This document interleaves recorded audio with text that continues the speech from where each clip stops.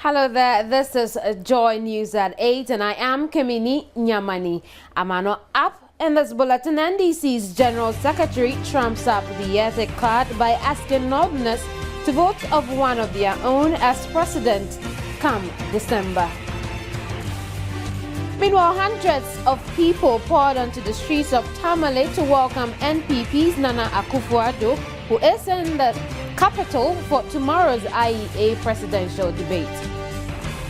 Now, still in the northern regional capital, Tamale, the regional police command sends out strong warning to troublemakers ahead of the IEA presidential debate. And in business reports tonight, some stakeholders have called for government incentives to attract more investors into the capital markets. And in showbiz, management of Ghanaian hip life artist Castro is denying that the African Girl star has been crippled. On the international front, Hurricane Sandy is bearing down on America's most densely populated region, New York and New Jersey. Amidst fears the storm could affect 50 million people. These and many more coming up shortly.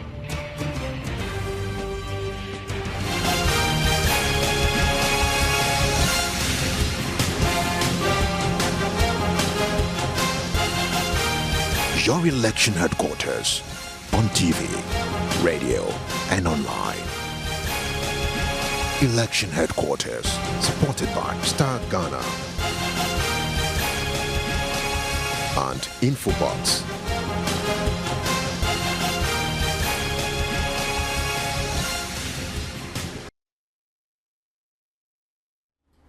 And our first story, security has been beefed up ahead of the IEA presidential debate in the northern regional capital, Tamale. Now, the Northern Regional Police Command says there will be no room for nefarious activities ahead and during the debate.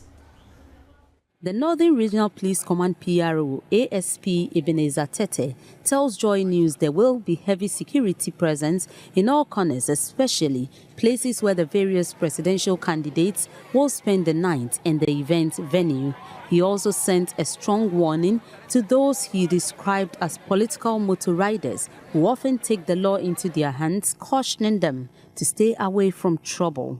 Meanwhile, the campaign coordinator of President John Mahama, Elvis Efriyanka, says Tuesday's debate will be tough, but he is certain President Mahama will prove to Ghanaians he is truly the chief executive officer of the country and he is on top of issues. The candidates have all arrived in Tamale ahead of the debate on Tuesday. And presidential candidates of the four political parties with representation in Parliament will on Tuesday outline their policies in the areas of education, employment, energy and health in the northern regional capital, Tamale. But what are the expectations from the public here in Accra? Let's hear what they have to say. I'm expecting the four of our leading presidential candidates to excel or to whatever they are going to put before the nation should be perfect. The word of insult or whatever it is. Everybody should bring on board. If you feel this is what I'm going to do for the nation, fine. If your brother also says something, you can counter whatever he's going to say, but it shouldn't be an insult. You understand? So they should all give them the level playing field so that everybody can talk or can express himself. We have one big state here. There's nowhere we have apart from Ghana. We expect them to come out with what they can do. In principle, I mean, talking about the economy, health, talking about education, right? Because our health first, and then education comes, because healthy people build a healthy nation, right? So if they don't discuss these issues and the economy and our way forward, then of course it's not worth being there. Yeah. Or having something, listening to them. They must hammer what they can actually do. We expect them, anybody will come, you talk how to improve the living condition of we the civil servants, the average civil servant. Then look, accommodation in particular is one of great concern to we the workers. You see, at least, this is a system we have all been talking about. At least an average worker who has been working for about 10, 15 years should be able to, with these sufficient contributions, then when you go for your statement, you'll be shocked at what you are contributing to state and why they cannot afford to get you a 2-bedroom apartment to stay and feel comfortable for tomorrow's work. We have a long way to go as a country, and we should be able to speak to issues, analyze them critically, devoid of any emotions. Okay, we should speak. The votes are necessary, but let's address the issues. Let's see what is actually going on. When you say you want to offer free education, we should bring the issues on board. When you say you want to offer quality education, what are the priorities as a country? Free or quality? So that we'll know what to do. Staying on issues around the IEA presidential debate, heightened political tension may best describe the atmosphere in the heart of Tamale. Party colors, T-shirts and paraphernalia are the dominant features. Now, speaking to Joy News, some residents of Tamale expect tomorrow's presidential debate to address developments through employment, healthcare and education. Above all, most of them are passionate about peace. There, however, appears to be a balance between those who have already made a choice and those for whom the debate will help choose a president. Okay, my name is Mohammed. I'm called Mohammed. Yeah, the IU debate is coming on tomorrow in Tamale here. Then we expect it. Then we want the president to deliver very well for us. We are embarking the IU debate to do very well tomorrow, so that people of Ghana will also see that Tamale people are also. We want them to talk about peace and then development, so that without peace and development, the country cannot go successful. Yeah. Oh, you're welcome. The IEA debate. Do you know about the IEA presidential debate? Mention your name and tell me. My name is Al Hassan, but I don't know about the debate. You don't know about the debate? Yeah. So today the president all the presidential candidates are going to be talking about their vision. What do you expect them to talk about? I expect them to talk about the way they will develop the country and in terms of our economic needs, the way they will develop it so that the country will move on well. What is the economic needs? What exactly are you talking about? About the financial, the financial needs of the people, everything. They have to promote it so that the country will develop in a way. First time voter? Yeah. This is your first time? Yeah. Have you made a choice already, or the debate is going to make you choose? I've made a choice already. You made a choice already? Yeah. You want to share it with me? Nah. Yeah. Okay. So you tell me your name. My name is Amina Ahmed Salim. Okay. This is your first time? No, it will be my second time. How old are you? I'm 22 now. You're 22? Yeah. So have you made your choice already, or the debate? What do you think? I'm waiting to see. I made a choice, but I'm not sure yet. So I'm waiting to see. Maybe somebody will change my mind. How will someone change your mind? I don't know. Maybe trying to do what I want. Maybe let me say developing the country just like the way I want it to be. Okay. My expectation to be peace. My name is Patrick. My expectation to be peace for election to go on without any problem. We've been talking about peace all the time. So what do you want these political players to talk about? What do you think that if they should address, it will affect your life directly? And if the way they promised about education, if they fulfill their promise, it will affect we the students. So if they don't, are you going to be at the debate? Yes, sir. Yes, madam. Yes, madam. Have you made a choice already, or the debate will help you make a choice? The debate will make me to make a choice. How will it help you? Okay, I have to be. I'm not the only person. We are many. But the way we are organized, we want the peace, and the way they promise us to not to fulfill their promises. Okay, thank you very much.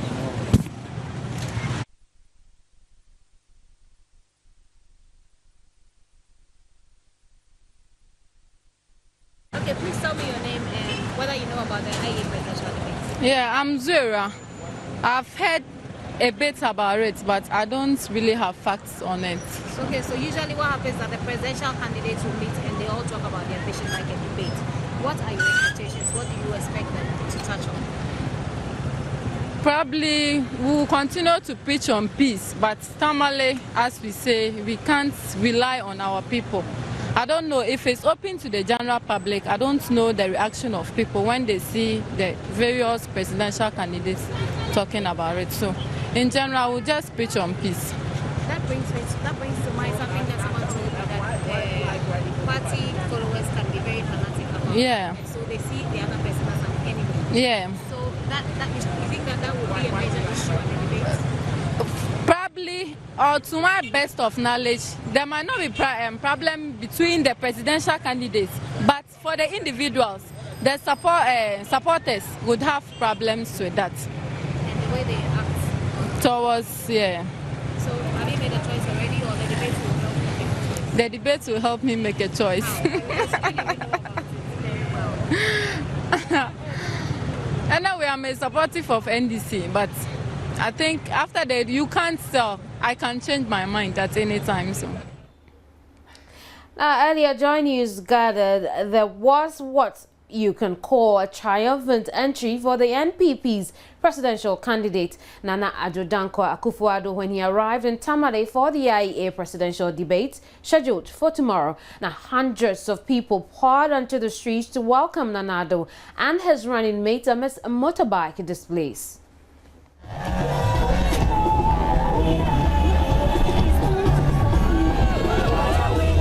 Nana Addo stopped over at Sankpala to join Dr. Mahamudu Bawumia, his running mate, to respond to cheers from the teeming crowd.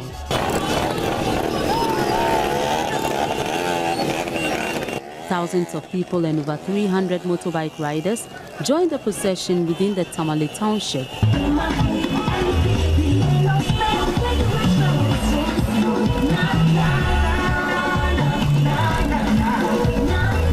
Some supporters sat on top of buses and cargo vehicles as they took their horns and played campaign songs of the NPP.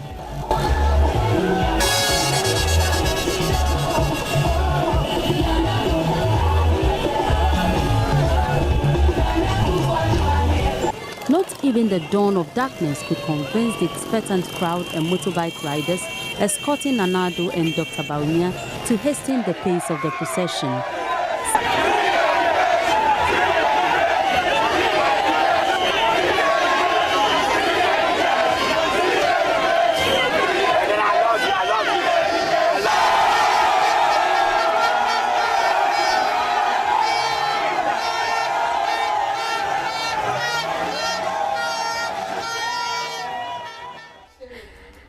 Now, the National Youth Organizer of the Convention People's Party, Murtala Mohammed, has defected to the Progressive People's Party, citing a number of reasons for his action and questioning the leadership of the flag bearer and a national chairperson of the party. Murtala Mohammed said he had accommodated unfair treatment meted out to him in the last few months and thought it is necessary to take the painful decision to quit the CPP. Murtala Mohammed is unhappy how party issues are handled and said he does not want to be part of a party which is struggling to beat the #1 percentage point it clocked in the last elections. The CPP, he said, is full of indiscipline and lacks organizational structures to making things work out for the party. What are the strong pillars on which you are standing, leaving the CPP? You accuse somebody of doing something. You stir the process. The person submitted himself to the process. He goes to the end, he's cleared of all charges, and you insist you will reinstate him. Again. What I need is to clear me of the charges, or charge me, or accuse me of it, so that you give me the needed punishment. I'm ready to resign as a national youth organizer after the process, but I'll stay as a member of the party. But when they threw out the report, I was shocked. I realized that then this is a place I'm not needed. Also joining the PPP is Richard Atto Hayford, National Youth Organizer of the Democratic People's Party, DPP. On his part, incompetence of leader Ward Brew and others makes it unwise to continue belonging to that party. We have enormous parties in Ghana. Why have you chosen to join the PPP rather than any other party? Yeah, PPP, we are working and we are going on because with the politics, we know how people are complaining about NDC, MPP. People are fed up with these two political parties. And now PPP is the party, it's a new party. You see, we want to look at Papa Kwesindum the way he's managing the party. So, how does the Progressive People's Party feel about this? PPP are so excited. Not too long ago, we had Madam Nketia joining us. Well, we also had the national organizer of the IPP, Charles Owusu, coming on board. I was hinted a lot of people from the DPP has joined the PPP. How many are there in number? Yes, from what the national youth organizer said, he said 200 people are coming on board with him. And for us, it's good, and we are so excited about it. So it looks as though things are going that rousy for the PPP, but we just have to simply wait until December 7 and see if these defections will reflect in their votes. Reporting from Kama Conference Center, Laboni in Accra, I am Derek Walalam Johnson. Meanwhile, the communications director of CPP, Ni Akomfra, has stated in a telephone interview with Joy News that his former youth organizer, Murtala Muhammad, had been interdicted months ago and his defection does not affect the party in any way. He added that the party has already appointed an acting national youth organizer who is working steadfastly. Now, security has been beefed. We are watching Joy News at 8. And the General Secretary of the ruling National Democratic Congress, Asiedu Nketia, has indicated that the choice of President John Mahama as a leader of the NDC is a God-ordained one, as it is an opportunity for the people of the northern region to have one of their own as President of Ghana. Now, Asiedu Nketia made this known at the launch of Zongos for President Mahama in the northern region.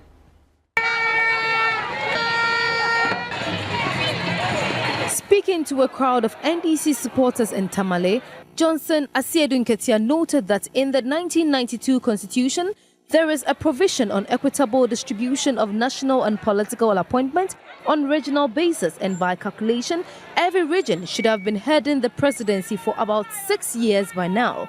On the contrary, the three northern region is yet to fully enjoy this opportunity. Whenever there is presidential campaign, people go around to say that the best way to serve the people in the north is to create Northern Development Fund. Some are saying let us create Savannah Development Fund.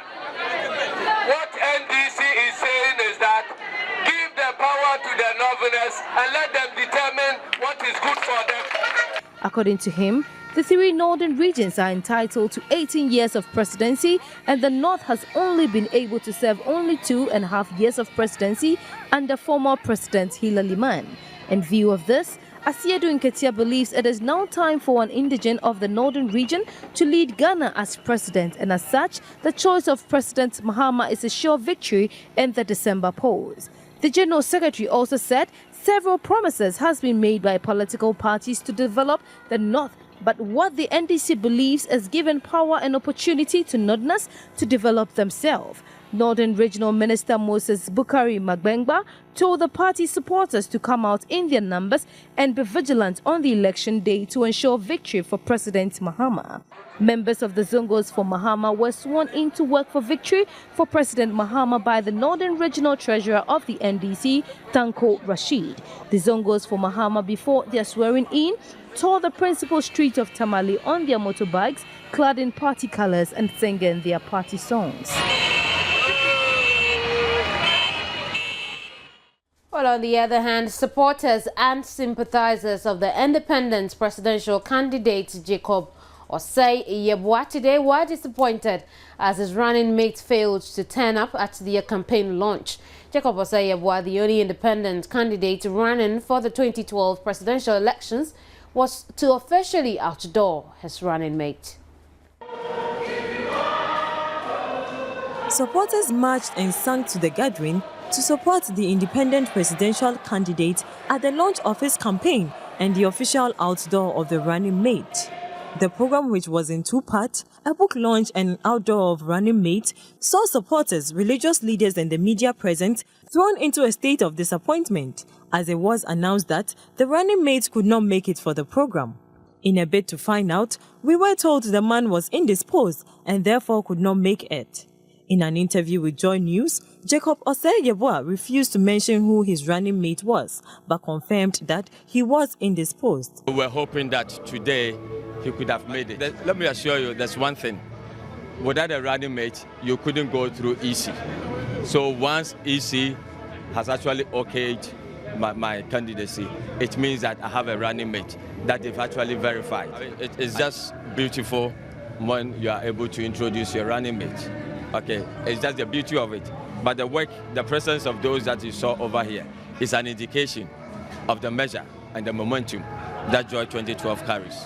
Meanwhile, the first part of the program saw the launch of a book by the presidential candidate titled Next President of Ghana, a 194-page book which brings out his vision on the proper democratization of Ghana and Africa, taking on topics like chieftaincy. In the book, Jacob Osei-Yeboah advocates for a governance structure that harnesses the active role of traditional leaders and independent candidates. With our chiefs, everybody says that he is my chief. You will not go to a single town that you hear others say he is the chief of these people and not ours. And therefore that is a system in Africa that all of us believe in. And for that matter, in translating that into modernity, I came to the realization that the independent presidential system is the alternative that mimicked the African beliefs and our tradition, such that when we have an independent presidential system, we will have that kind of unity government. At the launch, Nana Nketia the Fifth, Paramount Chief of Asiedu, urged all to uphold peace to maintain a sustainable development of the country. Well, we wish his running mate a speedy recovery. You're watching Joy News at 8. Many more news to come. I'll be right back.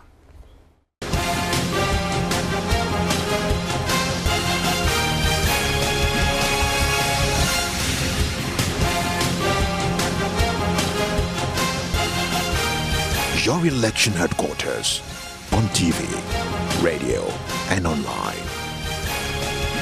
Election headquarters, supported by Star Ghana and Infobox.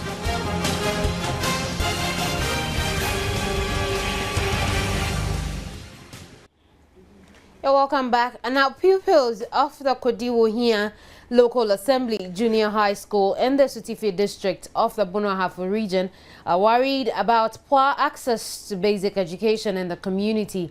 The students have therefore taken upon themselves to embark on a sensitization campaign to educate their parents and peers about the importance of education. The campaign, dubbed Project Citizen, is part of several initiatives by Action Aid Ghana to help achieve universal access to basic education in the country. The Kodiwohia LA Junior High School in the Sutifi district of the Bunahafo region boasts of facilities many schools in rural communities will yearn for. The school has a classroom and library facility. Despite these facilities, school attendance is poor. The school can host up to 800 pupils, yet the student population currently is less than 500. Access to education in the community is lacking, as many prospective students would rather engage in illegal mining of gold or galamsey. The situation is reducing the quality of education in the community. Performance in this year's Basic Education Certificate examination was not too encouraging, and the school's authorities are seeking to address the issue. 2011 BC results, in fact, it wasn't good enough. Some of them, the performance was too bad, and you could see that a lot of them will not get placement at the senior high school. and that will bring a problem for us in our community.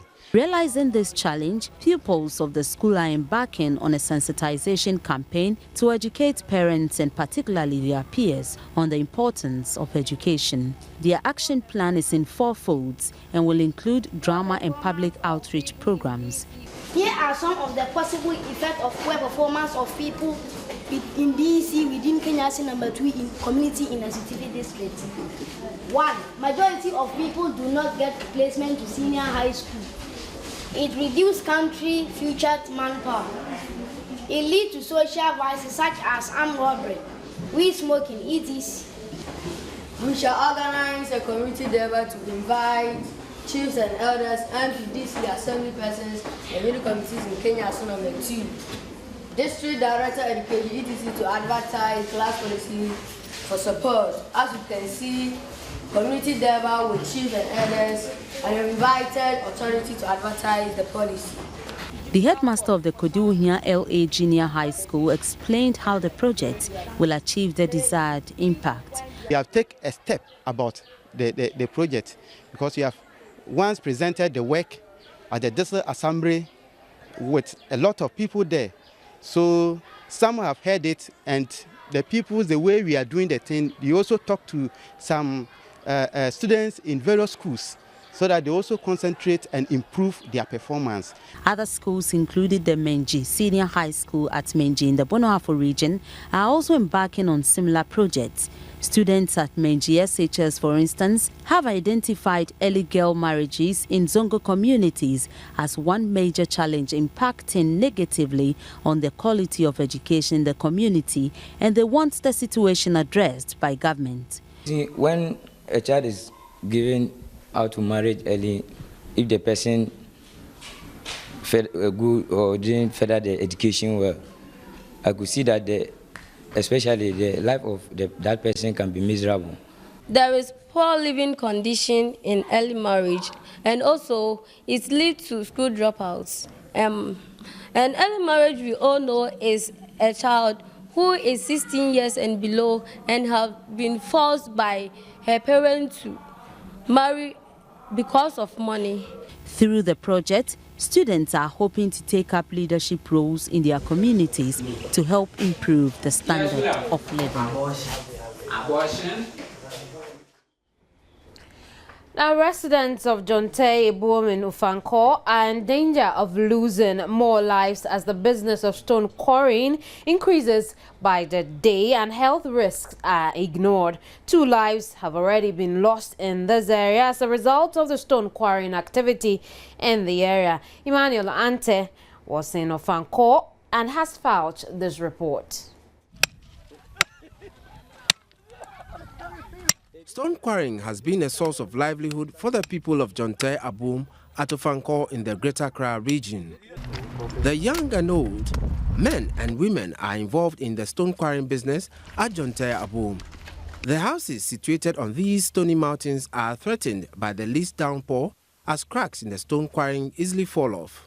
The most dangerous thing in this area is the path leading to the stone quarrying site, which is a footpath for residents. I almost fell into this pit dug by these operators. 2 people have lost their lives here, and residents are worried they might be victims of this worrying trend. For Tay, a resident and stone quarrying middleman, his children are safe because he makes enough to take care of his family. Me, I get 3 children, 3 daughters for here. Here is one, Abigail and Dede and others. But I didn't let them to go far because of the dangerous occasions. These children who crack stones to help their parents take care of their school fees go through this narrow and dangerous path to work for a maximum of 5 Ghana cedis a day. They do not even have protective gears to protect them from harm when chipping the stones. I was hit in the eye by a chip of the rock as I got closer to try my hands on the vocation the children seem to have mastered. But for the kids, this is a normal phenomenon as long as their 5 Ghana cedis is guaranteed. My parents doesn't have much money to gather for us. When I was breaking the stone, sometimes I get a sore with my legs or my hands because there is not any job to do. It's only work I used to do before. Jonte, the owner of these rocks the children are working on, see nothing wrong with the children working in this area. They are working for protection of their mothers or the parents, because maybe the mother or the parent didn't have enough money to sponsor at the school or at the financial problem. So they have to help the mother because of financial problem. Though this pit has claimed 2 lives recently, the workers are unperturbed by the dangers surrounding them. This old man thinks he is well armed and protected for the job. Gogos ne ebo meni ho ban se me bo abona empira me. Na fi e chene so ebo ho ban se enko meni na fi awia no so bo so a e protect me fi awia no. Me wo ade apata wo ho so a awia no ebo a me di si me ho so se ne ye awia no emmo me kese. There is the need for authorities concerned to step up their monitoring activities to ensure that looming dangers are tackled to save lives and properties. Emmanuel Ante, reporting for Joy News, Accra. Now, the Internal Revenue Tax Amnesty Bill 2011 has been read for the 3rd time and adopted by Parliament today. Notwithstanding the provisions of Standing Order 131 Section 1, which requires that when a bill has passed through the consideration stage, the 3rd reading thereof shall not be taken until 24 hours have elapsed, the motion for the Internal Revenue Tax Amnesty Bill 2011 was moved and subsequently adopted and passed by the House. The Supplementary Appropriation Bill 2012 was, however, deferred to tomorrow, October 30, but not without controversy. After we have finished with the item listed number 14, as I said, the Deputy Minister will have some assignment shortly after here with the President, and then as I crave your indulgence, we take that one. Yes, Honorable Ranking Member, Finance Committee. Mr. Speaker, I'm confused. The Honorable Member for New Job is saying... Honorable Member, we have resolved that matter. No, Mr. Speaker, because the same Deputy Minister who is supposed to move, later on move for this motion, has to be away.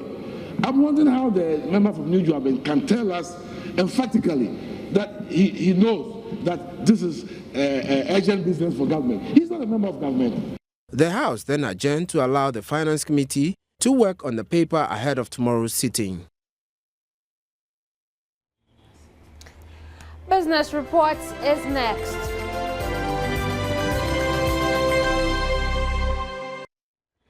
Well, yes, it's time for some business, but just before we go into the world of business, in news coming in, the New Patriotic Party says it is unfazed by recent criticism of its flagship policy in its 2012 manifesto by the head pastor of the International Central Gospel Church.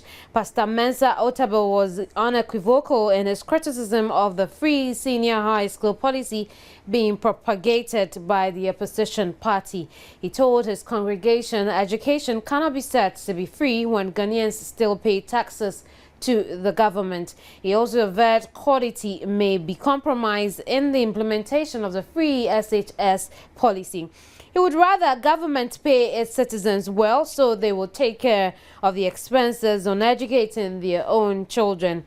Reacting to the views of the ICGC head pastor, the Director of Communications for the NPP, Nana Komia, told Joy News the party respects the views of Pastor Otabil but disagrees with it. He argued just as the government pays for the construction of roads and other infrastructure, pays doctors and security personnel, all from taxes collected from Ghanaians, the NPP government and Nana Akufo-Addo will pay for the implementation of the free senior high school with the same taxes.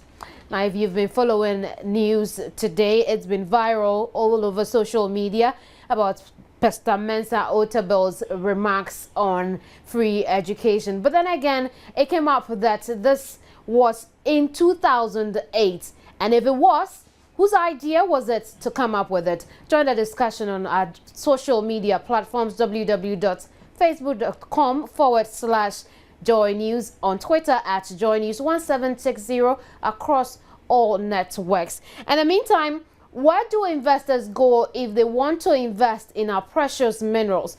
Now, while in some African countries like South Africa and Botswana, there is a central point called technology parks for the processing of the major minerals, which is a diamond. Same cannot be said of Ghana's gold. CEO of South African Diamond Corporation, Botswana, has urged private stakeholders not to wait on government to establish a gold technology park due to its enormous benefits. A diamond technology park makes the processing and trading of the minerals possible at the particular central location. Safdeco CEO Rutang Moses urged private miners and traders not to wait on government to establish a park. She explains the park, which was hitherto heavily repatriated. For the lessons to learn is that the Diamond Technology Park made it possible for companies who wants to invest in Botswana to participate in these activities and create more jobs for locals, to have a place to go and operate from, because it gave a housing to different blue chip international companies that are working in Botswana or benefiting from the diamonds, but creating jobs for locals. And therefore, in terms of, I guess, the lessons is ensuring that there is a structure around where investors could set foot and be able to maybe benefit Ghana locals to work and create more job opportunities. For all investors to align and support the government's aspiration, because the government alone can't do it. She also advised the country to take a cue from the diamond exchange in both Botswana and South Africa. It needs to start with benchmarking with international countries to learn from what they did right, to learn from where the mistakes were, so that you don't create or reinvent the wheel. What we did when we built the diamond exchange, we took our architects to India, we took our architects to Tel Aviv, to Antwerp, to South Africa, to go and see the diamond exchange and how they operate before they can develop or plan for one for us, so that we know exactly what we want to do that is of the state of the art or as international best practice. Currently, mining laws in the country are being reviewed to increase local content and increase revenue locally. Still in business, some stakeholders have called for incentives by the government to attract more investors into the capital markets. This call was made at the commencement of the one-week forum on capital market here in Accra. Ghana's financial sector has undergone a significant transformation in the last few years. This transformation includes the liberalization of interest rates in the banking sector, abolition of credit controls, the introduction of wide variety of non-bank financial institutions, and the establishment of a formal capital market. The range of options for businesses seeking to raise capital, the option for businesses wishing to borrow long-term are very limited, although significant progress has been made in expanding these ranges. The capital market offers an option which has been underutilized by most businesses, thereby constraining the economic growth. This, according to some stakeholders, is as a result of lack of motivation. The government says all telecom companies, all banks, all mining companies, oil companies should list part of their equity on the Ghana Stock Exchange as a fiat, as a mandate. And now I'm saying no, let's give them incentives to be able to invest. And once the macroeconomic environment is right, the listing conditions are right, we will list, because we want to raise money locally. We want Ghanaians to feel that they are part of the companies that we run. The one-week forum hopes to whip up interest of the public, especially the youth, in investing in the capital market. Well, in some good news, the National Petroleum Authority is to take delivery of 7,000 metric tons of liquefied petroleum gas on October 31 in a bid to address reported shortages in some areas of Accra. As reported by Joy News, areas such as Bawe for several weeks have been handicapped domestically and commercially in the use of the commodity. However, the Public Relations Officer of the NPA, Yaro Kasambata, tells Business Report the pressure on supply will be eased from October 31. He adds, besides the delivery in Accra, Takrade in the Western region will also receive some 1,200 metric tons a day as the port will now be able to discharge LPG directly from its vessels. This, Kasambata says, will ease pressure on toll.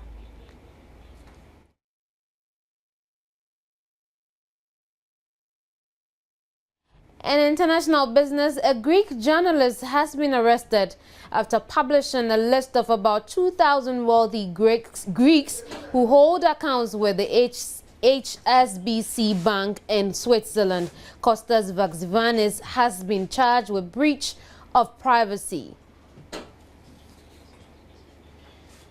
Smart investment and market data next. The list was originally leaked by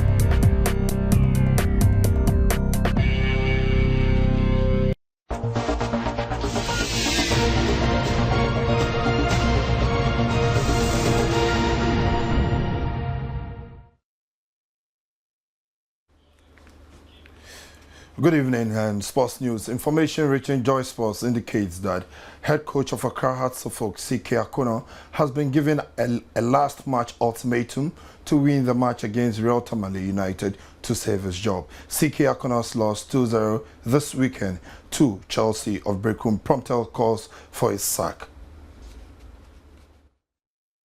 Some fans of Accra House of Folk have called for the sacking of coach CK Akuno. This follows the abysmal performance put up by the 19-time league champions, which cost them their fourth-place position on the league table. Fans who spoke to Joy Sports cited several pressing issues which they believe Coach Akuno had failed to address and contributed largely to their crushing defeat. Citing inept technical team, the angry and shareholding fans called for a complete overhaul of the team, beginning with the technical team. Though other quarters have raised concerns about the form and performance of Ghana's longest surviving football team, they insist Hearts must get back to winning ways. Back to football, this season's MTN FA Cup competition has been slated for the 23rd of December. This marks the third consecutive year since the competition was revived. The Ghana Football Association has confirmed December 23, 2012 as the kickoff date for the MTN FA Cup competition. Preliminary round matches will herald the start as the cup competition bounces back for the third year running. The competition will involve clubs from the Premier, First Division and Second Division of the Ghanaian League tier. The draw format for the competition will be revealed next month at the launch of the competition. New DBRC are defending champions after winning last season's competition. And they left the trophy aloft, deserving champions of... Back to the international scene, and this year's list of nominees for the FIFA Ballon d'Or has been released. Premier League champions Manchester City provided 3 players with Sergio Aguero, Yaya Toure, Mario Bewa Balotelli all making the list. Manchester United duo of Wayne Rooney, Robin van Persie also named, with former Chelsea striker Didier Drogba also being shortlisted. They will battle it out with a number of the usual suspects, including 3-time winner Lionel Messi, Cristiano Ronaldo, Andres Iniesta, and informed Radamel Falcao. Also, meanwhile, Chelsea's Champions League winner Roberto Di Matteo, Manchester United boss Sir Alex Ferguson, and Man City manager Roberto Mancini feature on the 10-strong FIFA Coach of the Year shortlist. The other managers shortlisted are Del Bosque of Spain, Pep Guardiola, former Barcelona manager Job Heynckes of Bayern Munich, Jurgen Klopp and Johan Leo of Germany, and Jose Mourinho and Cesar Pandelli of Italy. The winner will be announced at the FIFA Gala in Zurich on January 7 next year. So that's all for sports for the evening.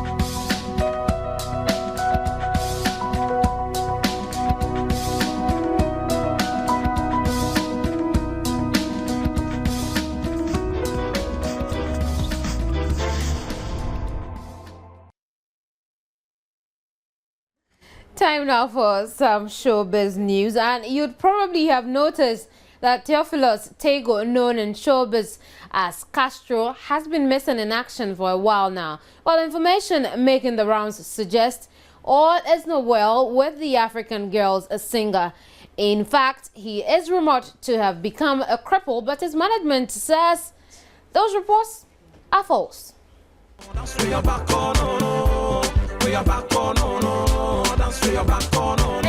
Rumors reaching us indicate that Castro under fire is indeed under fire. The gossips say that he's crippled. How this happened? Well, people are saying on Facebook that he refused to thank the gods and the fetish priestess who interceded on his behalf to make his track African Girls a hit. But his managing team reliably informs us that all these are not true. Indeed, Castro twisted his ankle about 6 weeks ago in Canada and got seriously injured. He has since been going through some herbal treatment in Takoradi. According to them, he is currently doing well and can even play his favorite game, football. People, we promise to dig deep and keep you updated. And if any drama unfolds, trust us to catch up with it.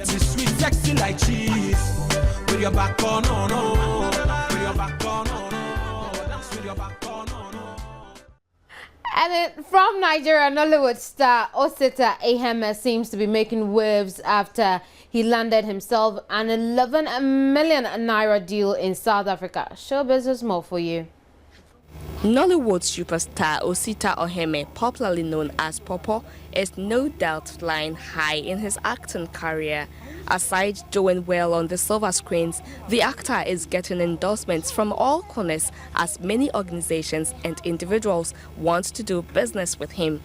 Just recently, the one half of Aki and Popo fame landed an 11 million naira deal in South Africa. Soon after, Popo got himself entangled, as seen in this picture with two ladies in bathtub.